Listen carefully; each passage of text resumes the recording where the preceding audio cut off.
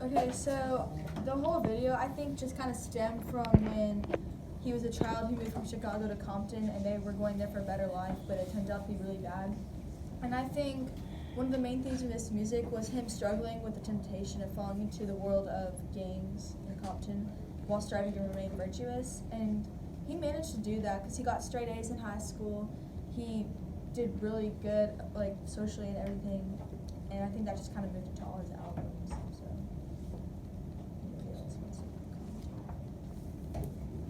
Yeah, I definitely think he struggled at first just to be himself, like the artist that he really wanted to be, because like everybody around him was like pressuring him into just like the rap era and that thing, I guess that era of rap. Well, see, like at the beginning, he would just kind of have like a generic type of music, but like as he matured as an artist, he started doing like his own thing, and like the people that like the music that we know today about talking about his own struggles instead of just like the generic stuff that he was talking about.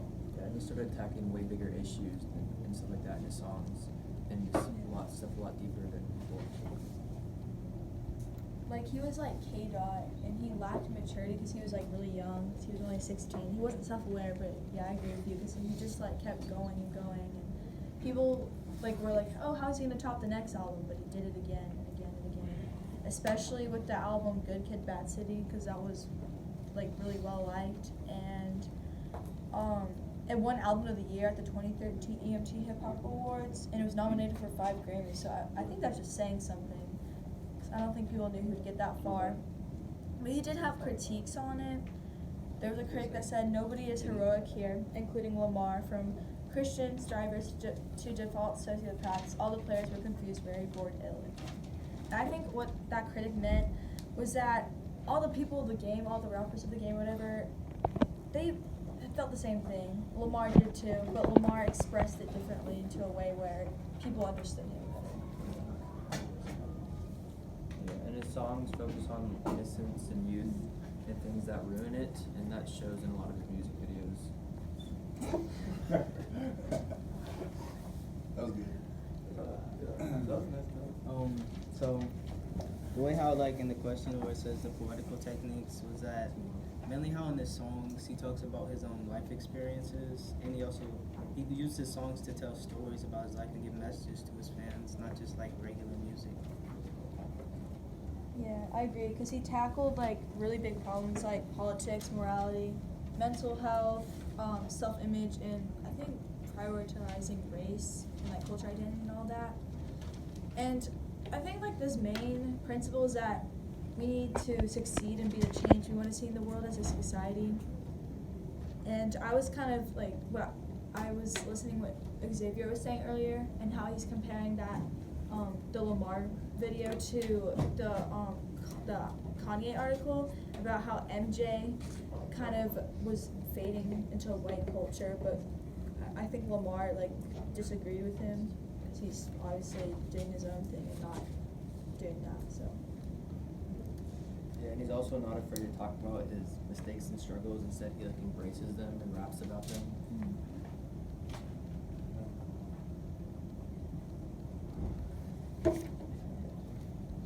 I thought the purpose of the video was that his music can inspire a generation of rappers whose music is worthy of analysis. It mentioned that he wanted more rappers to win the Pulitzer Prize. What do you think he was like in high school? I mean, we know he made good grades, but let me, was he kind of some book nerd? What do you think he was like? Like me. I think he was like a, yeah.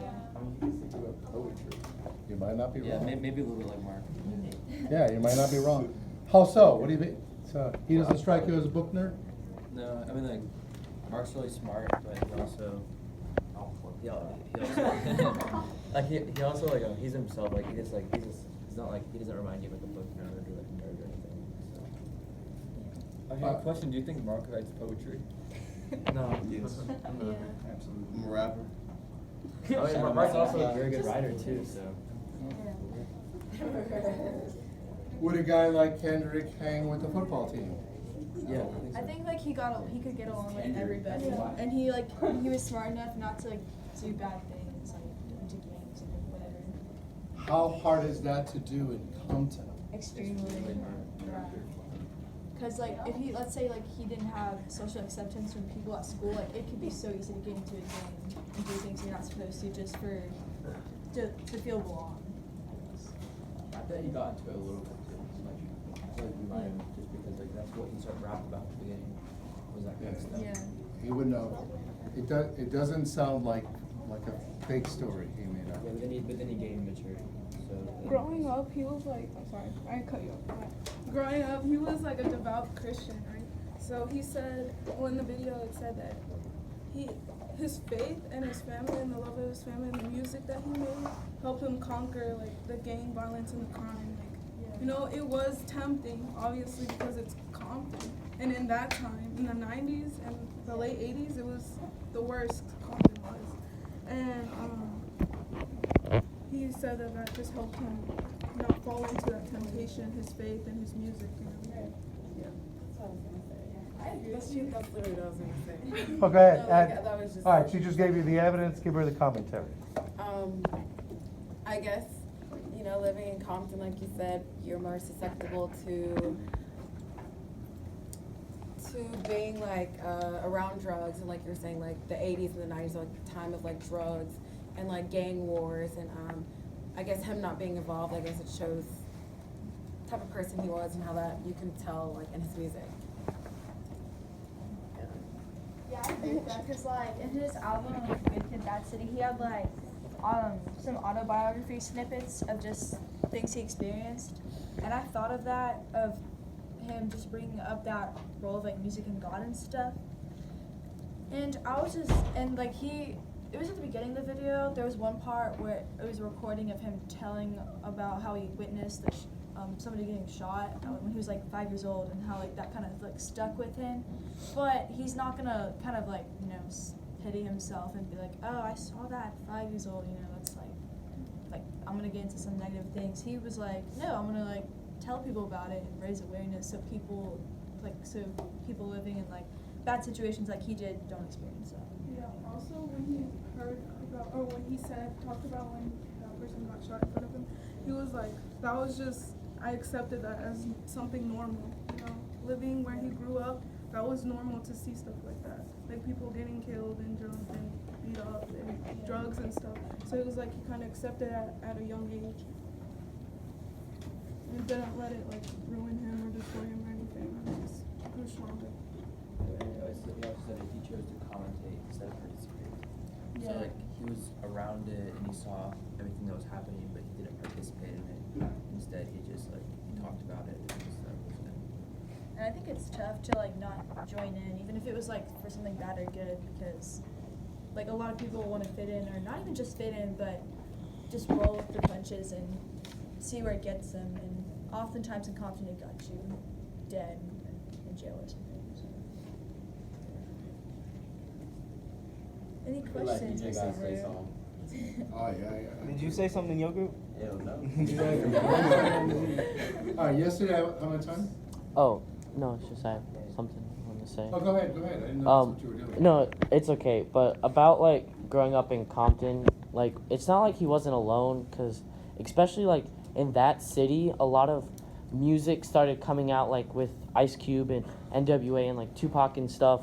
There's a lot of, like, there was a big culture about fighting the system, and I think it wasn't there by coincidence. Like, it was there because that's where, like, ground zero for all that police harassment and all that stuff was. And so Kendrick Lamar took all that and he, like, modernized it, made it, because he brought those issues across the country and to the newest generation of people. Yesterday I had like my younger class, 10th grade class, in the cafeteria, and there was this group of boys. They're not in my class because that class is all girls. They kept saying DJ and DJ. I kept wondering, is that our DJ? And about 5 minutes later, you walked in. Oh yeah. Tell me, don't mention names. Tell me what those guys are like. Yeah, those are my friends, but they're not in the same classes as me. Why is Classes that? like this.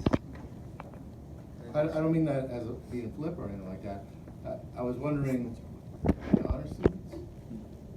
How do they feel about you being an honor student and getting your grades? What do you do? Do they even know? Yeah, it's, I'm just known as like the smart one of the group. How you feel being around them? I don't have any friends like that, so it really doesn't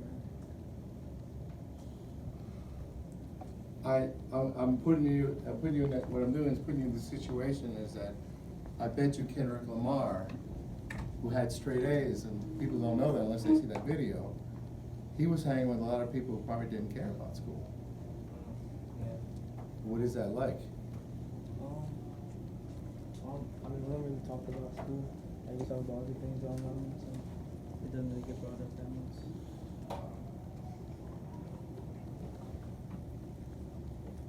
All right, I'll ask a deeper question.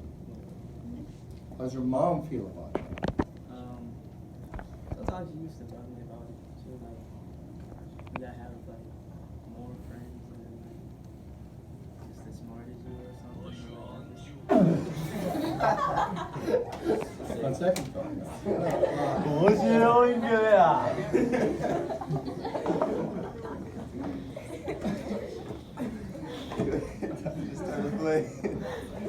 知るわ。